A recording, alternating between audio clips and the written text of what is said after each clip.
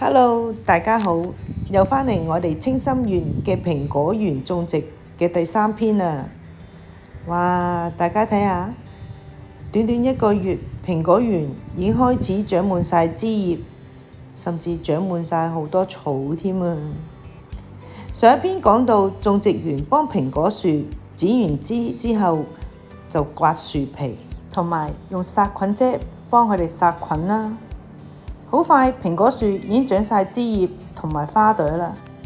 延續佢哋要幫蘋果樹去摘花冧，睇好似好易，但係要同幾百棵嘅樹去擒高擒低，又要同時間競賽。上晝可能出猛太陽，下晝就可能橫風橫雨，風雲色變。喺呢個時候，我哋大家欣賞下蘋果樹嘅花朵係幾咁靚。呢個就係黃林蘋果。我哋成日食到嘅蘋果，原來佢哋嘅花都係咁美麗，睇到都心曠神怡。呢棵就係喬納金蘋果樹嘅花啦。大家有冇睇到同頭先黃林嘅花有冇大分別呢？我就感覺到喬納金嘅花好似係帶白色少少、淺色少少。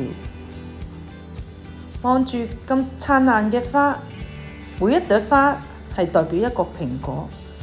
種植園要幫佢哋摘花冧，即係又少咗一個蘋果，真係要斷捨離。呢棵係津輕嘅蘋果樹，都長滿晒好多花，但係見唔見得成果，都係要聽天由命。得知佢哋長花呢個時間，頻頻都突然之間落大雨，又颳起風嚟，希望佢哋打得成果啦。繼而我哋再嚟睇呢個富士蘋果。今年嘅富士蘋果到而家都唔算太多嘅花，今年可能我哋要食貴嘅富士蘋果啦。我哋睇完蘋果樹，我哋嚟睇種植園，只係種咗僅此一棵嘅啤梨樹。啤梨樹嘅花係呈白色啲嘅，仲有佢呢棵啤梨樹係好特別，一棵啤梨樹裏面有啤梨同埋沙梨。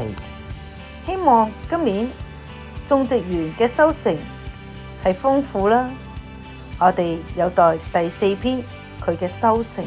希望大家鍾意我哋條片，點讚、分享同埋訂閱啦。